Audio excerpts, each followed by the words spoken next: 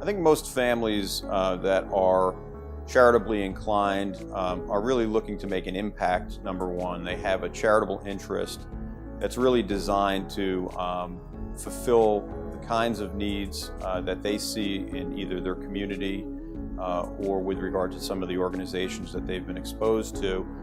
Most families want to do it in such a way that they are able to do it over a long period of time, use the resources that are available, define those resources early enough in the process. And I think it's really a matter of like any other financial need that most families have. They need to identify what resources they have to allocate to the various causes that they want to support. And the challenge really becomes the execution of that. And I think there's various ways of assisting families in properly executing their charitable giving, because the vehicles by which they deliver their charitable funding is really utmost importance to them. They don't have the time or expertise in many cases to utilize or identify the methods by which they're going to do it. They just know that they want to go ahead and do it.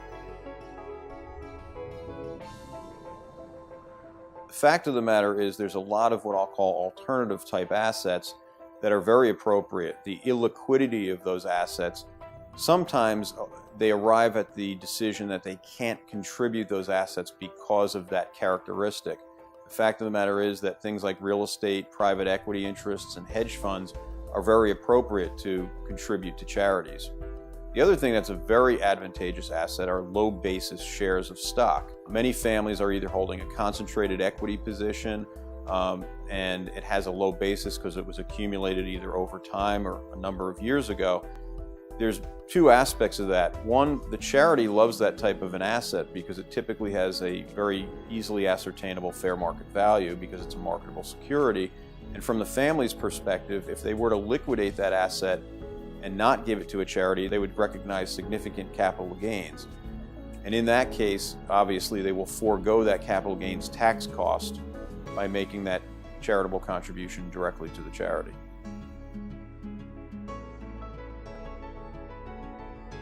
The charitable lead trust is a little bit different than charitable remainder trust in the sense that the charity is actually getting current cash flow from that trust in the form of payments.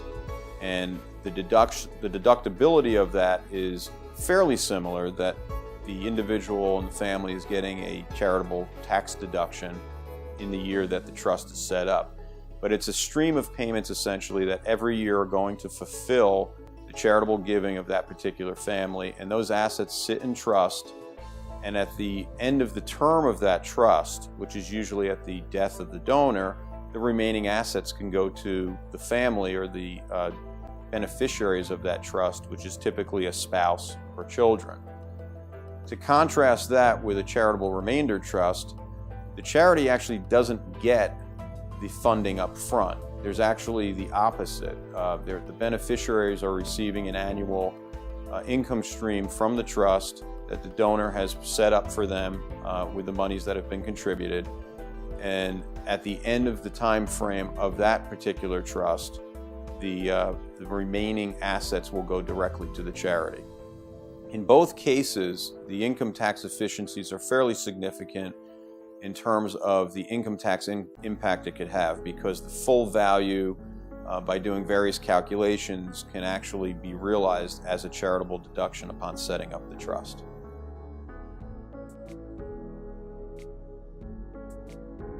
I think it's really important when you're thinking about the investment strategy associated with funds that are intended for charitable giving to think about the time horizon that those assets need to fulfill. And that's really tied in with a few different things. Number one, if you have these assets put aside in either some type of a trust vehicle or directly with a donor-advised fund with a charity, you may have some intention in terms of the number of years that you want to dole those monies out. So if it's 2 years or 5 years and you have a certain dollar amount you want to give out to various organizations during that time frame, you really need to align your asset allocation, which is really a fundamental issue when you're managing any assets, with fulfilling that time frame and that dollar amount.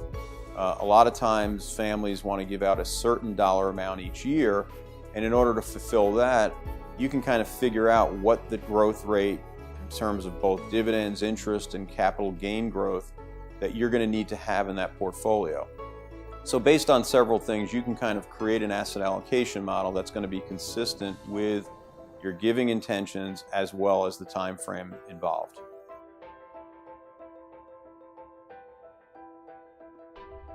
I think it's a very common question for people who are charitably inclined or are looking to make contributions to whether it be their alma mater or other organizations that they've been involved with over their lifetime.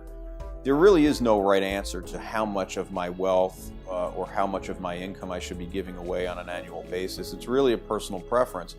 But quite frankly, it needs to be part of an overall financial plan because like any other expense, it's extremely important for individuals to make sure they're incorporating it in with their other financial needs. In incorporating it in with their other financial needs, families can feel comfortable that the arrived at amount, whatever it might be, whether it be a percentage of income, percentage of assets, or a certain set dollar amount, is not going to interfere with all of their other financial goals. And at the same time, they can identify with institutions certain pledges or pledged amounts that they want to fulfill each year over a certain number of years. I think the number one motivation for most of the people that I've worked with over the years is that they feel very fortunate to have been successful enough and have accumulated enough wealth where they now can start giving back. And I think that really is the number one motivation in terms of why people set up various charitable initiatives. They identify various causes that are near and dear to them that at this point in their lives, they now can make an impact on. So it is very important when you're working with people like that to really help them figure out what the best mechanism is, what the most tax efficient way of giving is, because they are inclined, they are motivated to do it. So our job is to really give them the vehicles to accomplish those goals.